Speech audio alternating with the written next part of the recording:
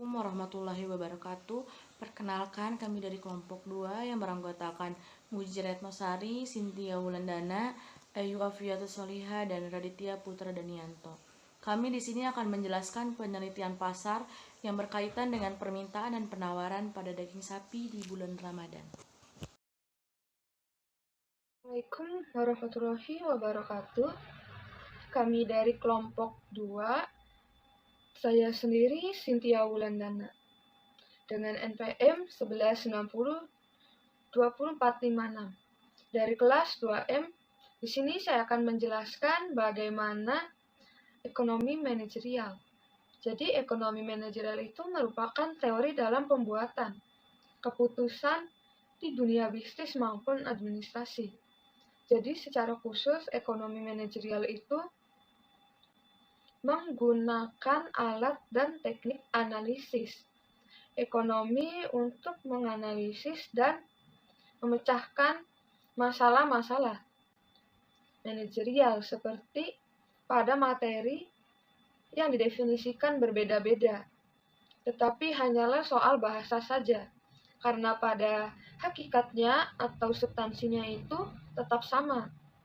Bagaimana kita mengarahkan sumber daya dengan cara paling efisien untuk mencapai sebuah sasarannya dengan metode yang bermanfaat untuk mengarahkan dimulai dari sumber daya sebuah rumah tangga untuk memaksimalkan kesejahteraan rumah tangga sampai sumber daya sebuah perusahaan untuk memaksimalkan keuntungannya dengan membantu para manajer itu untuk menganalisa bagaimana kekuatan ekonomi yang mempengaruhi organisasi dari sudut pandang manajerial.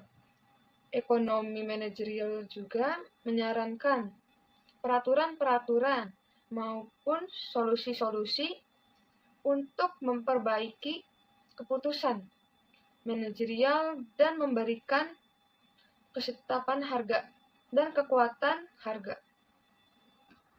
Jelaskan tentang pengertian dari permintaan.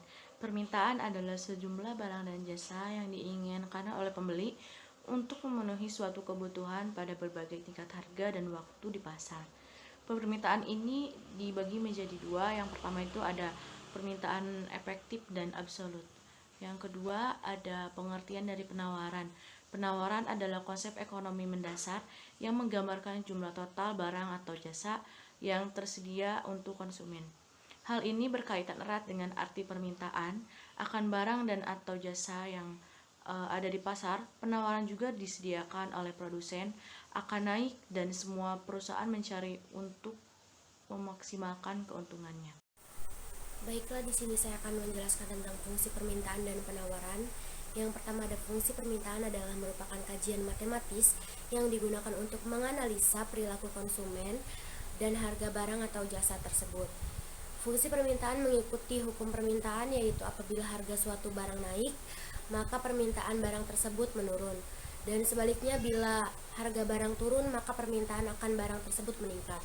Jadi hubungan antara harga dan jumlah barang yang diminta oleh konsumen memiliki hubungan yang terbalik, sehingga gradien dari fungsi permintaan B akan selalu negatif. Selanjutnya ada fungsi penawaran. Fungsi penawaran adalah suatu fungsi yang menunjukkan hubungan antara harga barang atau jasa yang ada di pasar dengan kuantitas penawaran yang ditawarkan oleh produsen. Nah, bila harga barang naik dengan asumsi ceteris paribus, faktor-faktor lain dianggap tetap, maka jumlah barang yang ditawarkan akan naik. Lalu sebaliknya, apabila harga barang menurun, jumlah barang yang ditawarkan juga menurun. Jadi dalam fungsi penawaran antara harga barang dan jumlah barang yang ditawarkan oleh produsen memiliki hubungan positif, karena gradien B dari fungsi penawaran selalu positif. Dilihat pada kurva permintaan dan penawaran, jika penjualan daging 10 kg, maka harga daging akan mencapai Rp100.000. Sedangkan jika penjualan 8 kg, maka harga daging sapi itu mencapai sekitar Rp130.000.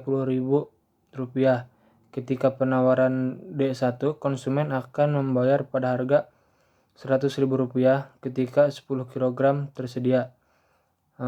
Lalu pada biasanya di bulan Ramadan menggeser kurva permintaan ke D2 sehingga konsumen akan membayar harga lebih mahal, yaitu sekitar Rp120.000 per 8 kg. Mengapa bulan Ramadan menggeser permintaan atau penjualan ke kanan? Yaitu diakibatkan karena Ramadan seringkali memberikan informasi mengenai kualitas daging pada konsumen sering dengan kebutuhan masyarakat yang meningkat untuk konsumsi rumah tangga. Jadi permintaan daging sapi yang naik, penawaran juga akan naik karena daging sapi merupakan salah satu komoditi yang sering kali dibutuhkan. Jadi walaupun harga penawaran naik, permintaan daging sapi akan tetap diminati. Sekian dari kelompok kami, kurang lebihnya mohon dimaafkan. Akhirul kalam, billahi taufiq wal hidayah. Wassalamualaikum warahmatullahi wabarakatuh.